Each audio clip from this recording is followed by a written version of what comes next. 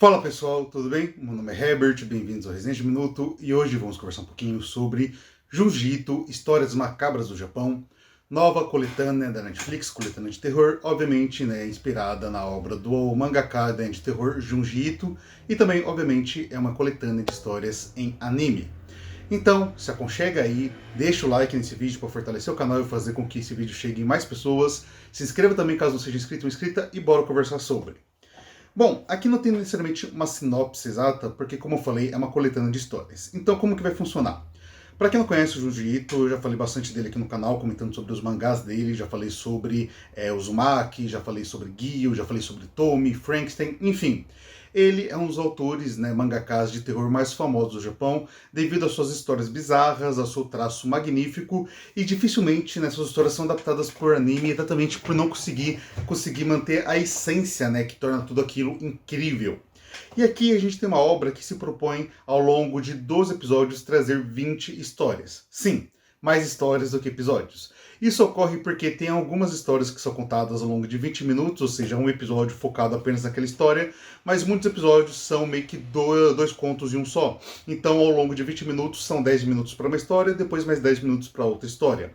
Essas histórias não são interligadas, essas histórias não possuem os mesmos personagens, mas possuem aquela essência do horror bizarro, daquele horror cósmico, até porque o Junji Ito já se falou muitas vezes, já se autodeclarou muito fã do Lovecraft, então ele traz isso para sua obra, que esse horror que vai além da imaginação, esse horror que você não sabe a sua origem, essa bizarrice que só poderia sair da cabeça de um cara como ele.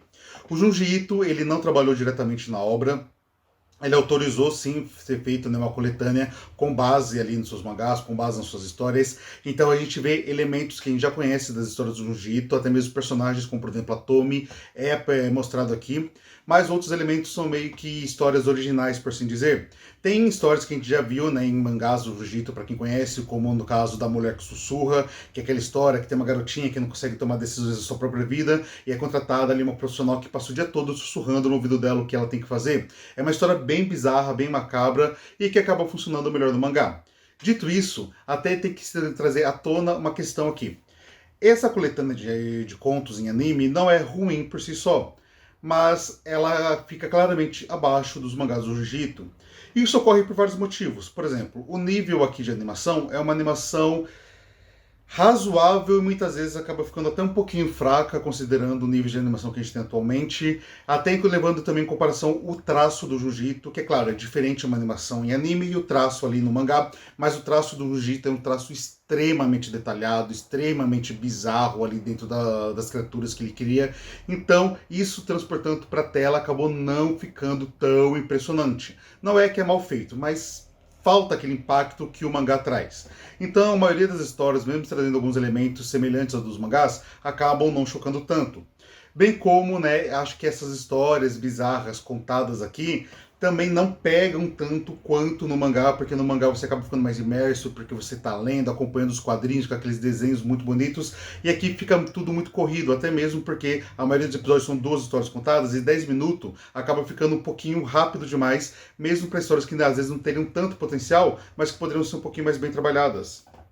No geral, eu diria que Junji Ito, Histórias Macabras do Japão, é uma boa porta de entrada para quem nunca leu Junji Ito. Para quem já leu, vai conseguir tirar proveito? Vai achar interessante, vai achar gostosinho, mas nada que se compare aos mangás, verdade seja dita. Eu amo Junji Ito e gostei aqui dessa coletânea, mas novamente, não se compara aos mangás. Então assim, se você é fã do Junji Ito, assista, mas sem tantas expectativas, assista mais para se divertir, como entretenimento, como uma ode, digamos assim, à obra do mangaka. É como se você estivesse vendo, por exemplo, uma banda cover tocando músicas da banda original. Não se compara, mas ainda assim pode ser divertido.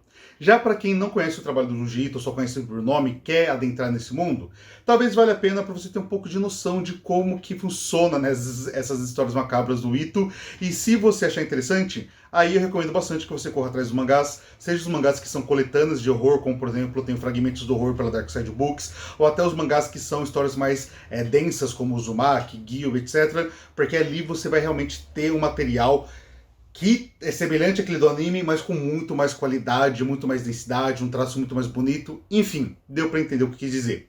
Então, é basicamente essa sugestão, tanto para quem gosta, tanto para quem conhece Jiu-Jitsu ou para quem não conhece, até vale a pena assistir, mas muito mais como uma porta de entrada ou como uma homenagem ao mestre, não como um material definitivo, porque aí é só no mangá mesmo. Bom, pessoal, era isso que eu queria comentar com vocês hoje. Espero que vocês tenham gostado. Se gostaram, se inscreva no canal, deixa o like, comenta e compartilha. E também dê uma olhadinha na descrição para poder me seguir no Instagram e conhecer meus livros que estão disponíveis lá na Amazon, inclusive um conto de terror chamado O Contorno da Escuridão. É isso, vou ficando por aqui. Vejo vocês no próximo vídeo. Fiquem bem, até a próxima e tchau, tchau.